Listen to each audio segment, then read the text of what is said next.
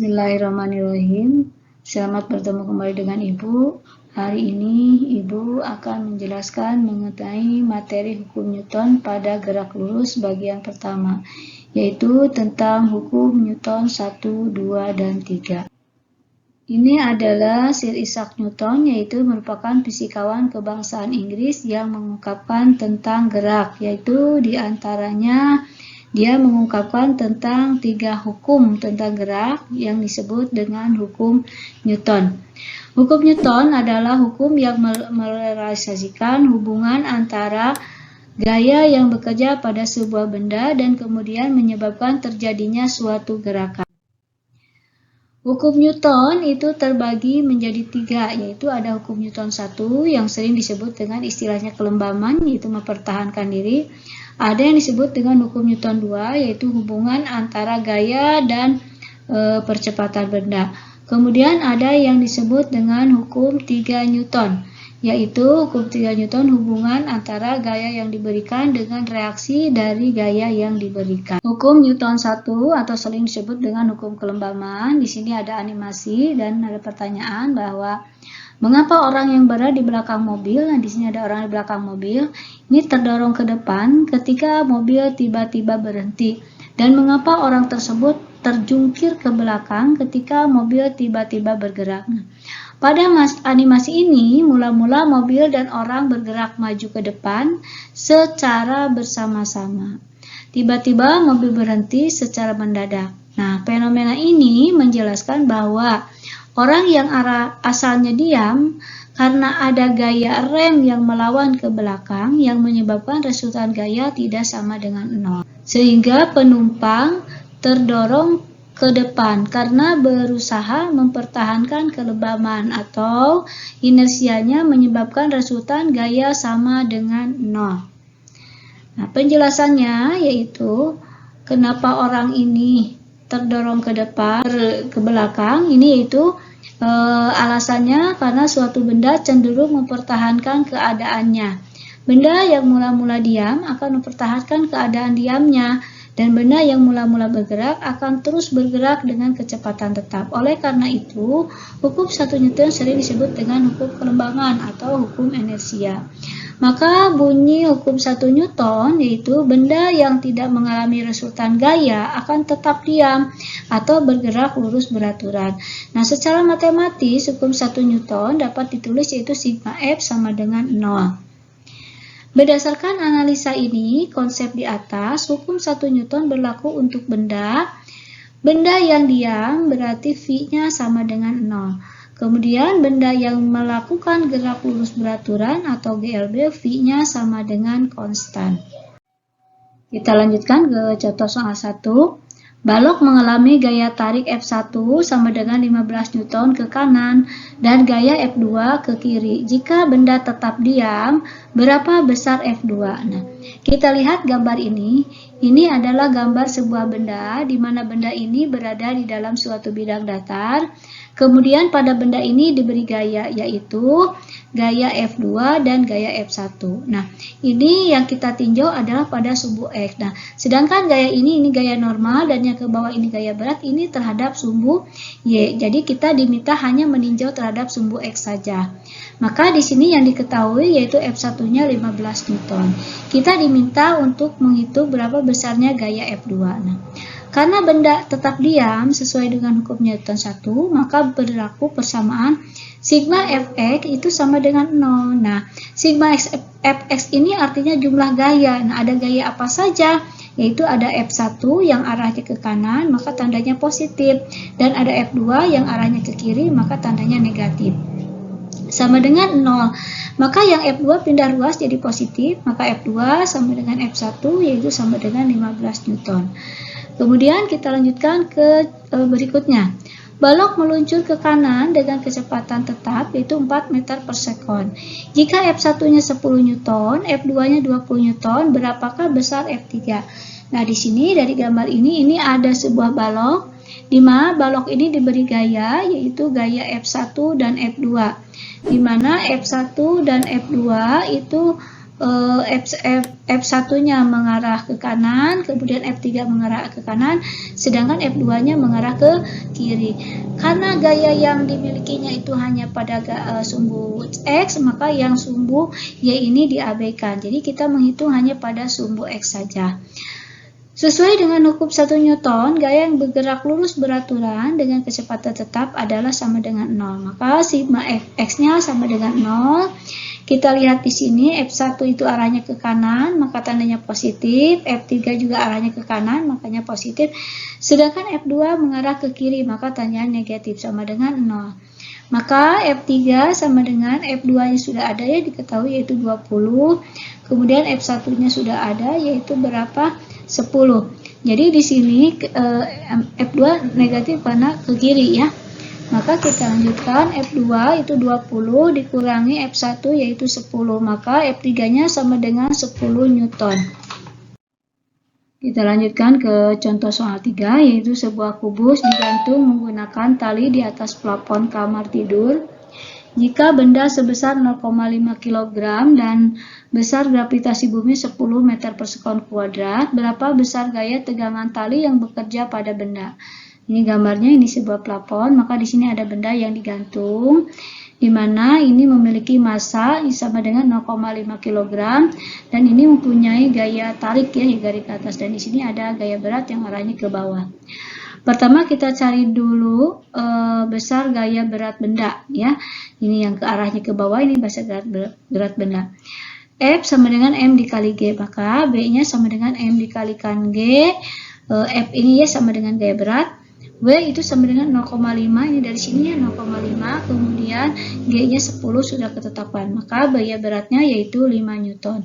Nah, berdasarkan hukum Newton 1, maka sigma Fy sama dengan 0. Nah, ini yang baru ya, ini yang ditinjau terhadap sumbu Y. Kalau yang tadi yang ditinjau terhadap sumbu X. Nah, ada gaya apa terhadap sumbu Y? Yaitu ada gaya berat yang arahnya ke bawah dan ada gaya tali yang arahnya ke atas. Kenapa ini tandanya negatif? Karena kan ini benda kan cenderung ke bawah, sedangkan gaya tali ke atas, maka arahnya berlawanan. Maka ini F ini tandanya negatif. Ini sama dengan 0. Maka F ini pindah ruas menjadi positif, jadi F tali itu sama dengan W. Maka gaya tali besarnya sama dengan 5 Newton. Kita lanjutkan ke hukum Newton 2.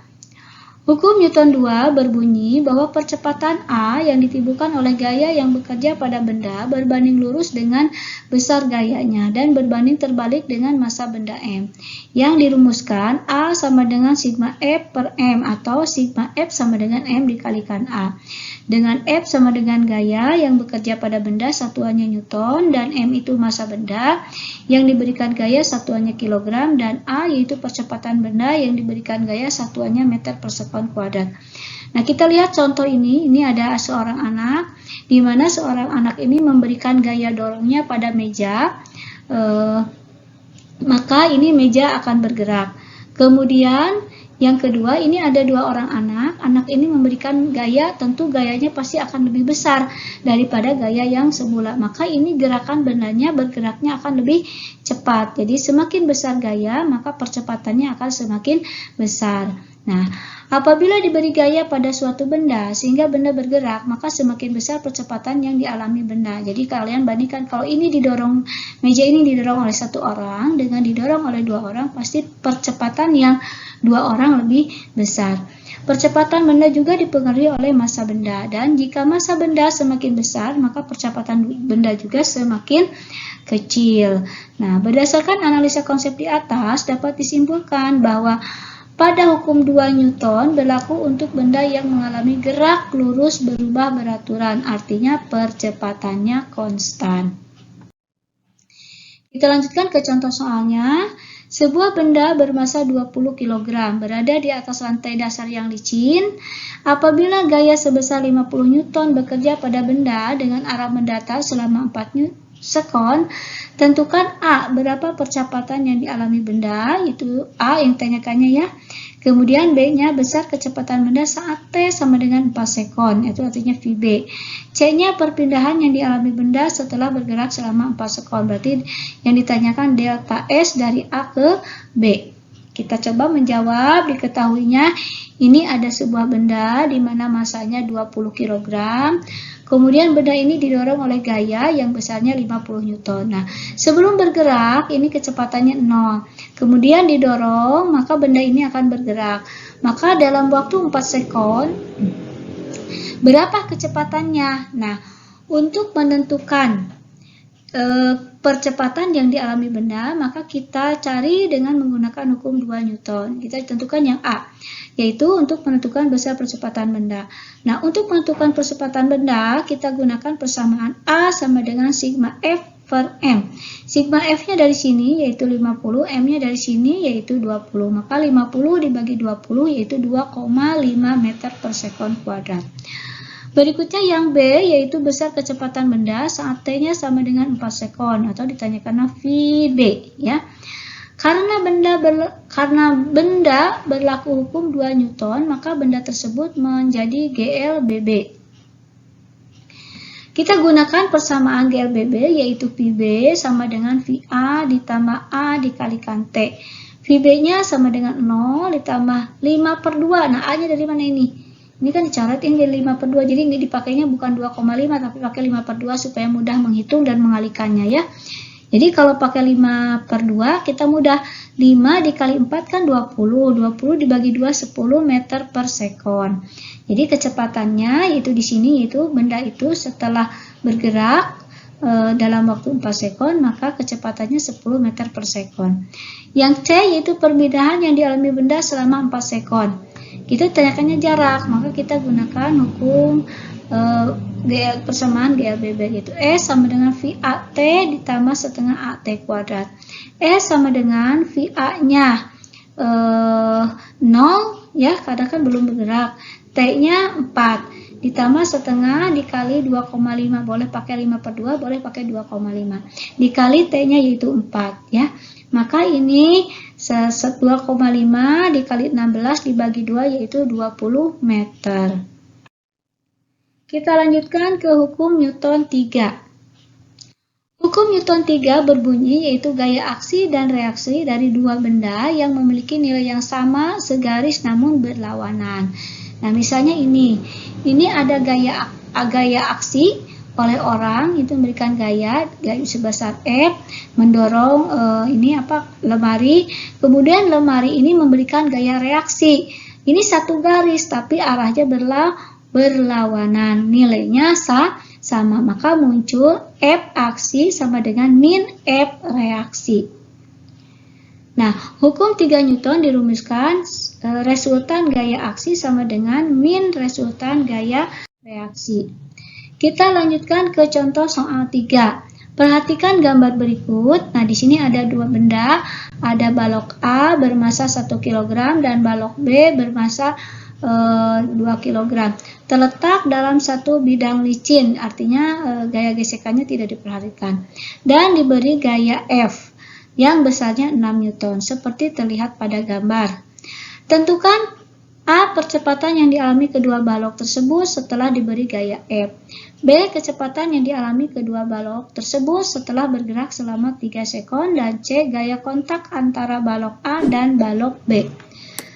Nah, kita perhatikan gambarnya, maka kita uraikan vektor yang bekerja pada benda pada gambar berikut ini.